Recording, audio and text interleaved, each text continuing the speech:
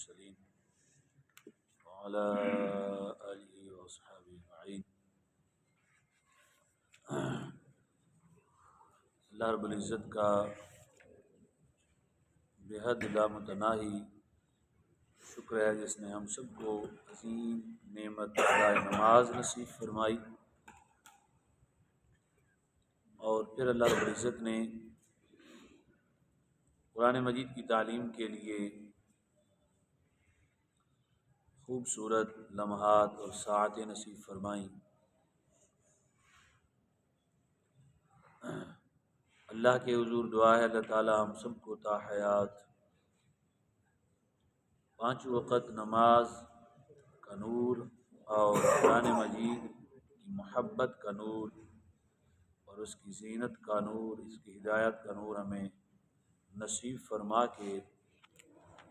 اللہ رب العزت نے کرم کرتے ہوئے مالک کائنات اہل ایمان کو اس سے نوازا۔ اللہ ہمیں بھی نور قرآن سے روشن اور منور زندگی نصیب فرمائے۔ آج کی جو آیت ہے اس میں آیت نمبر 183 اور 84 میں روزے کی فرضیت اور فرضیت کا منسوخ ہونا، یعنی کس پر روزے فرض ہیں اور کس پر نہیں ہیں،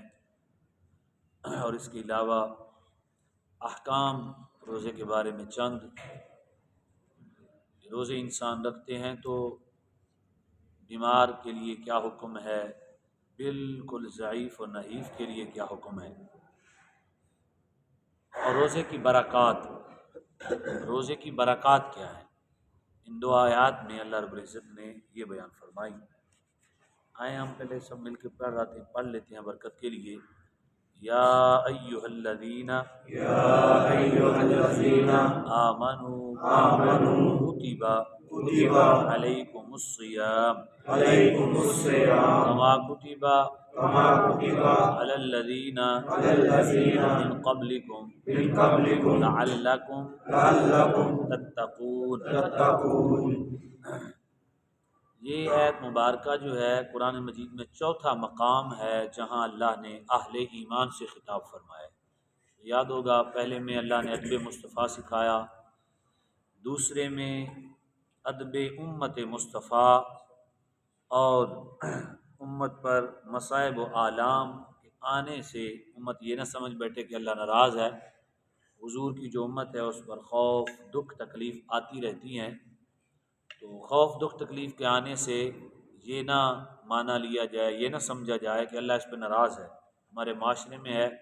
مال و دولت ہو تو اللہ اس پہ راضی ہے، بیمار ہو جائے تو اللہ اس پہ ناراض ہے، بلکہ ایک دوسرے کو تانے بھی دیتے ہیں اس نے میرے ساتھ کیا، پکڑا ہوا ہے۔ تو اہل ایمان اگر ان کا ایمان محفوظ ہے تو اس کی بیماری اسے نفع دیتی ہے۔ حدیث پاک کا خلاصہ ہے ایک دن بخار آ جائے اور ایک رات ایسے ہوتا ہے جیسے اس کو آج ماں نے جنا ہے، گناہ دھل جاتے ہیں۔ ایک لمحے کی تکلیف بھی مومن کے گناہوں کو دھوتی ہے، اس کے غم بھی جتنے ہیں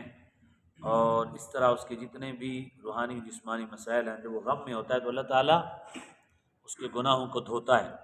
لہٰذا مومن کسی صورت میں جب مومن ہے اللہ کے احکام مانتا ہے تو کسی صورت میں اسے گھاٹا نہیں ہے، صحت کی حالت میں، بیماری کی حالت میں، تکلیف کی حالت میں، بس اللہ سے یہ مانگے اللہ ہمیں عافیت عطا فرمائے، امتحانات سے پناہ دے اور ایسے معاملے سے پناہ دے جس میں ہمیں صبر کرنا پڑے، اور اگر دے تو صبر کی توفیق دے۔ اللہ تعالیٰ سب سے پہلے عافیت عطا فرمائے۔ اس آیت مقدس میں اللہ تبارک و تعالیٰ نے بہترین اسباق، بہترین تعلیمات ہمیں نصیب فرمائی ہیں، وہ ہے روزہ رکھنا۔ یعنی پہلی آیت میں ادب مصطفیٰ، دوسری میں ادب امت مصطفیٰ اور اس پر آنے والے مسائل اور اس کا جو ہے نا وظیفہ بھی اللہ نے عطا فرمایا، یاد ہوگا آپ کو، انا للہ۔ اور تیسرے مقام پہ اللہ نے حلال رزق کی تلقین فرمائی، یعنی پہلے اپنے خیالات کو، اپنے الفاظ کو میرے نبی سے پاک کرو، پھر اپنے خیالات کو، اپنے طریقہ کار کو امت کے جو اکابرین ہیں ان سے پاک کرو۔ آپ یعنی پہلے کیا کرو، اپنا جسمانی اور روحانی جو تمہارا طریقہ ہے معاشرہ اپنا پاک کرو، ٹھیک ہے، معاشرے میں نبی علیہ السلام سے تعلق اور امت حبیب سے جو تعلق ہے۔ اور تیسرے مقام پہ فرمایا آپ اپنے معاش کو پاک کرو، رزق بھی تمہارا پاک ہونا چاہیے، کیونکہ تمہارا نبی بھی پاک ہے، تمہارا رب بھی پاک ہے، تمہاری کتاب بھی پاک ہے، تمہارا دین بھی پاک ہے، ہم نے تمہیں رزق بھی پاک عطا فرمایا، لہذا رزق بھی پاک۔ چوتھے مقام پر تعلیم دی کہ میں سب کچھ تمہیں عطا کرتا ہوں، تو بندہ رزق کھاتا ہے، ہمیں خیال ہے نا، ہمیں اپنا خیال نہیں ہے، رب کو ہمارا بڑا خیال ہے، ہمیں تو کھاتے رہتے ہیں، کبھی ہم مطلب اکثر احباب اپنے جسم کو ٹائم اور وقت ہی نہیں دیتے کہ وہ اندر کی جتنی مرضیں ہیں اکیلا ہو کے ختم کر سکے،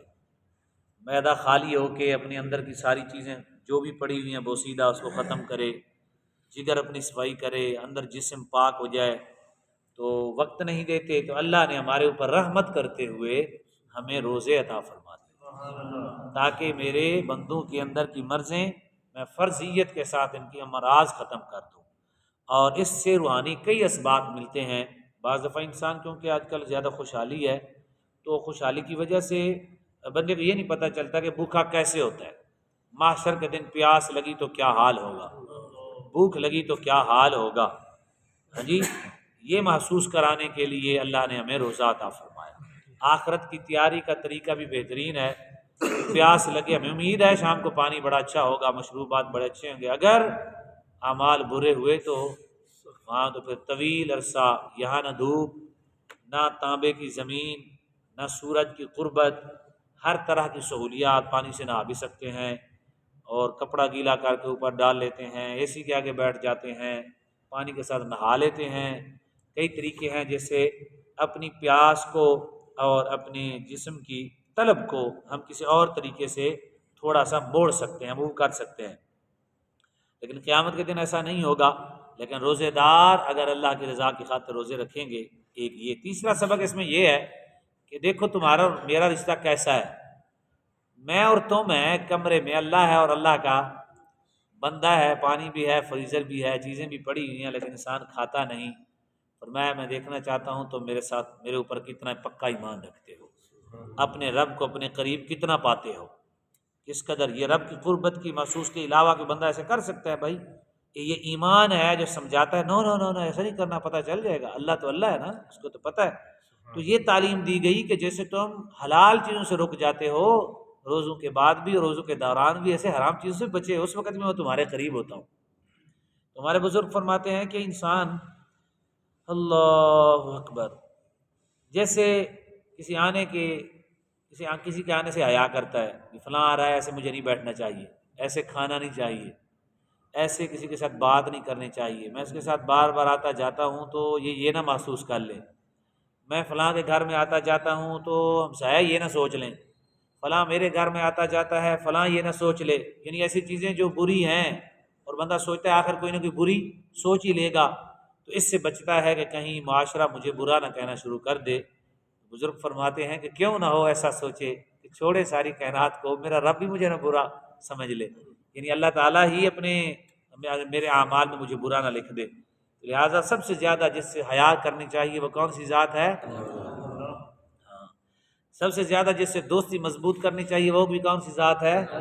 ہاں، تعلق بھی مضبوط جس سے کرنا ہے وہ بھی کون سی ذات ہے؟ اللہ کی ذات ہے۔ اس لیے تعلق بھی اسی کا نبھانا ہے، باقی جس کے ساتھ بھی تعلق ہو رب کے واسطے سے ہو، اللہ رب العزت کی وجہ سے ہو۔ تو یہ اللہ تبارک و تعالیٰ نے ہمیں روزے عطا فرمایا جی، کئی اس کی حکمتیں ہیں۔ سب سے پہلے ہمارے جسمانی خیال رکھا، پھر ہمارا روحانی خیال رکھا، کیا رکھا؟ روحانی خیال رکھا، پھر ہمارا اخروی خیال رکھا، آخرت کی تیاری کا ایک خوبصورت وظیفہ عطا فرما دیا، بہترین وظیفہ عطا فرما دیا، پھر اپنی قربت اور ایمان کی لذتیں اور ایمان کی جو چاشنی ہے اس کو لینے کا طریقہ سمجھایا کہ جیسے تم بچو گے نا، جیسے شام کو، اور حدیث پاک میں تو یہاں تک ہے کہ ہر چیز کی جزا کچھ نہ کچھ ہے، کچھ نہ کچھ ہے نا، جنت ہے، جنت کے بالا خانے ہیں، فردوس ہے، اللہ اکبر، اور جنت کے کئی مقامات ہیں، فرمایا، اور قربت ہے، لذت ہے، محبت ہے۔ لیکن روزہ ایک ایسی نعمت ہے، حدیث پاک میں ہے، اللہ فرماتا ہے اس کی جزا میں خود ہوں، کیسی بات ہے، عشق سے رکھنا چاہیے، محبت سے رکھنا چاہیے۔ تو اس میں اللہ رب العزت نے فرمایا یا ایھا الذین آمنوا، اے ایمان والو، کتبا لکھ دیا گیا، لفظی معنی تو یہ بنتا ہے نا، پیش آیا تو معنی پیش پڑا، کتب علیکم الصیام، یعنی فرض کر دیا گیا تمہارے اوپر صیام روزے، کما کتبا جیسے فرض کیے گئے، علی الذین ان لوگوں پر، من قبلکم جو تم سے پہلے تھے، لعلکم تتقون شاید تم متقی بن جاؤ، لعلکم تشکرون شاید تم شکر گزار بن جاؤ، لعلکم تعقلون شاید تمہیں عقل آ جائے۔ ہاں جی، یہ قرآن مجید میں بارہا آتا ہے۔ آپ کے پاس تفسیر صراط الجنان ہے تو آپ نے لعلکم لکھنا ہے۔ کیا لکھنا ہے؟ جتنی آیتیں اس کے تحت ہوں گی وہ آ جائیں گی، اور اس کو پڑھیں اور اپنی روح کو تازگی بخشیں کہ ہمارا رب فرماتا ہے شاید تمہیں عقل آ جائے، شاید تم متقی بن جاؤ، شاید تم نیک بن جاؤ، شاید تم اللہ کی عبادت کرو۔ تو یہ اللہ تبارک و تعالی ہمیں تعلیم دیتا ہے۔ ایام معدودات، گنتی کے چند دن، یہ جو روزے فرض کیے گئے ہیں کتنے جی؟ گنتی کے چند دن ہیں، یا 29 ہیں یا 30 ہیں۔ فمن کان منکم مریضا، اس میں حملہ نہ ہو تو فمن کان منکم مریضا، اور جو ہو منکم تم میں سے مریض، منہ منہما منہم من کا منکما منکم، جو ہو تم میں سے مریض، او علی سفر، یا سفر پر، یا فعدہ من ایام اخر، تو شمار جو ہے وہ دوسرے دنوں میں کرے، یعنی سفر پہ گیا، سفر 92 کلومیٹر ہونا چاہیے، کتنا؟ 92 کلومیٹر اگر سفر ہے تو اس کو اجازت ہے وہ روزہ نہ رکھے گا تو اس کو پکڑنی ہوگی، بعد میں رکھنا پڑے گا۔ بہتر یہی ہے، آج کل سہولتیں بڑی اچھی ہیں، پہلے والے سفر نہیں ہے، بندہ روزہ نہ چھوڑے۔ تو یہ اللہ اس کو توفیق دے دیتا ہے، بڑا مزہ آتا ہے۔ کہیں اللہ کے نام پر بندہ سفر کرے، روزہ رکھ لے، اور پیاس لگے، پھر بندہ علیل ہو، ہاں جی، پھر رب کا کرے شکر ادا، پھر اللہ سے خوش ہو جائے، دیکھیں پھر اللہ اس کو کیا انعامات عطا کرتا ہے۔ سب سے بڑا انعام کیا ہوتا ہے؟ ہر چیز سے بندہ اطمینان ہی حاصل کرنا چاہتا ہے نا، کبھی کبھی بھوک سے بڑا اطمینان ملتا ہے، پیاس سے بڑا اطمینان، مالک ہے نا جس سے چاہے وہ اطمینان دے دے، ضروری کھانوں میں اطمینان تو نہیں ہے، ظاہری اطمینان تو اس کے ذکر میں ہے، اس کی فرما برداری میں ہے۔ تو وعلی الذین یطیقونہ، اور ان لوگوں پر جو طاقت نہیں رکھتے ہو، اس کی جو طاقت نہیں رکھتے اس کو، یعنی طاقت کون؟ بالکل جو مریض ہیں، ایسے ڈاکٹر کہتا ہے روزے رکھو گے تو مرض بڑھے گی، روزے رکھو گے تو، اور تجربہ بھی کیا ایسے ہوا، یا ایسا ضعیف آدمی جس کا بڑھاپا پلٹ کے نہیں آنا، وہ ضعیف سے ضعیف ہوتا جا رہا ہے، ایسی مرض جو روزے کے دوران بڑھتی ہے اور جان جانے کا خطرہ ہوتا ہے۔ تو طاقت کا مطلب یہ ہے، ٹھیک ہے؟ تو اس صورت میں بھی روزہ نہیں رکھے گا، مریض ہے یا سفر پر ہے، جب ٹھیک ہو جائے گا روزے رکھے گا، اس کا کفارہ